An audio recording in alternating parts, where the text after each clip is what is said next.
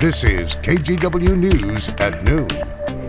Welcome to the news at noon. You are looking right now at a live picture from Sky 8. We've seen many things underwater: homes, roads, cars. It looks like this is the Chehalis River, but it's actually part of I-5. You can see some of the surrounding flooding. You know, this is a rural area, but still, this area has been inundated because of all the rain we've gotten. Again, Sky 8 over the scene. If you've lived around here at any time at all, you know that back in 2007 and 2009, this area also had trouble and I-5 had to shut down. But what a mess out there this afternoon.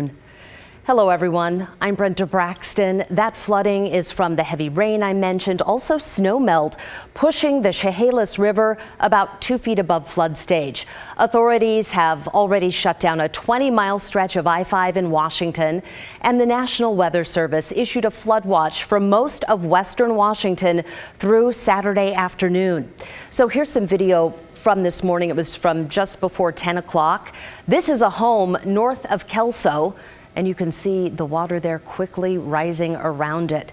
Rescue crews were also out. They are in those bright orange boats. They're looking for folks who need help. And check that out. 2 guys in a truck needed assistance, so those rescuers swooped in. And I can also show you a map of the closure this afternoon. Both the north and southbound lanes between Chehalis and Grand Mound are just too dangerous for travelers. As of now, there's no estimated time for this part of I-5 to reopen. We'll, of course, continue to update this story online. Just go to KGW.com.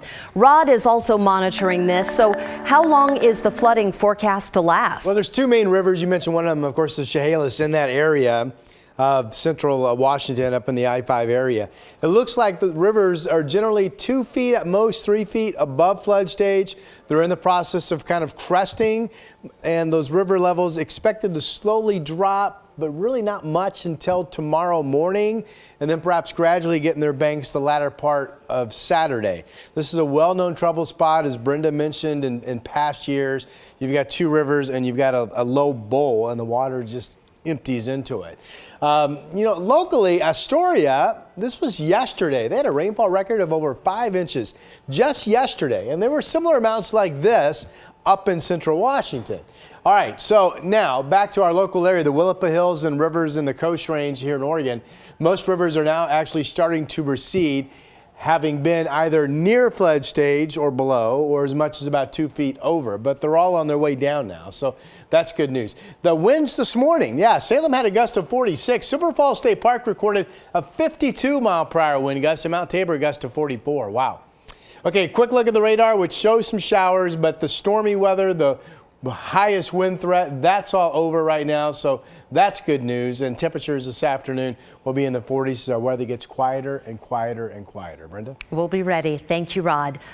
On the way to the Oregon coast, you'll find areas facing landslides and flooding and damaged roads. Catherine Cook shares the story of one man who got out and started warning drivers to avoid a road that was on the brink of washing away. Washed out in mist. This is Highway 47 near the Mist Junction. Well, earlier I could hear the water rushing down the road. That was around noon Thursday. Marvin here lives nearby and knew something was wrong. The pavement was cracking, the culvert undermining. He started warning drivers to turn around. We were talking about the kids at the school walking across the road that was there so they could get home, and about 10 seconds later that answered that question, and it thumped. We scattered. Yeah, it was a big thump, all that pavement hitting the ground. Crews secured the area, just one of multiple spots in the Coast Range damaged by heavy rain, snowmelt, high wind, and high tides, all at the same time. Just south of Seaside. That's halfway up my rims. ODOT eventually closed this stretch of Highway 101 to cars because of flooding. Nearby, Bierman Creek jumped its banks, and on the Nehalem Bridge, a strong gust knocked over this semi-truck.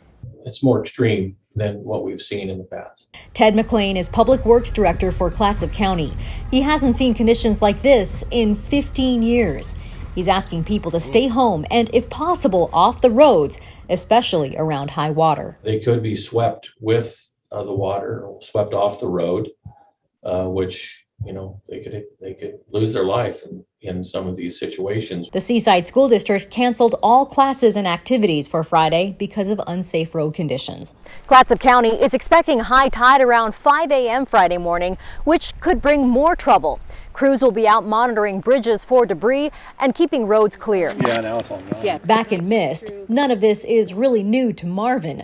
He's lived here 52 years. It's not for the weak-kneed. If you're worried about him feeling trapped, don't. We just know bad weather, and we keep a good stock of food and water, and we don't have to go anywhere. Catherine Cook, KGW News. The week of record COVID cases reached a new high today. The Oregon Health Authority is reporting 10,451 infections. Take a look at this chart. We haven't seen a spike like this the entire pandemic. Every day this week, we've seen a new high. State epidemiologist Dr. Dean Seidlinger says the state saw an astonishingly high 23.3% positivity rate on Wednesday.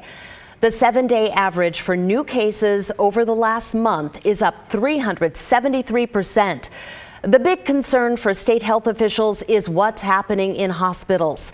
There has been a 57% increase in hospitalizations compared to last week.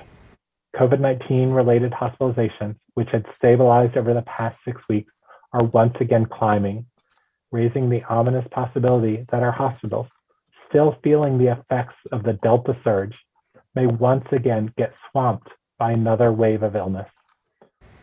The most important thing to do right now is mask up and get vaccinated and boosted.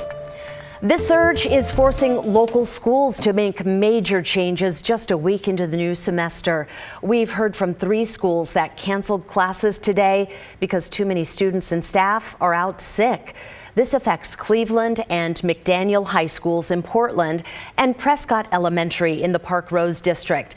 So far, Prescott just called off classes for today, but Cleveland and McDaniel have decided to cancel in-person classes next week as well, switching to remote learning coming up on Monday.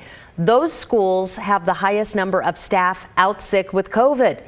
Extracurricular activities are postponed for now, too. Yesterday, PPS had 430 staffers out sick, and there aren't enough substitutes to fill in. Portland Public sent a letter home to parents explaining why they're going back to remote learning. District leaders meet with health officials regularly to monitor data, including the number of staff and students who test positive or are in quarantine. They also look at staff vacancies, especially those that subs can't cover. They consider the impact on special programs. And finally, they think about how COVID is affecting the community at large, both statewide and nationally. Omicron is now affecting courtrooms in the Portland-Vancouver area, and this noon, we have clarification on what exactly will happen because of that. Clark County is rescheduling jury trials in district and superior courts. In-person trials will continue here in Multnomah County, but starting January 24th, jury selection will be done remotely.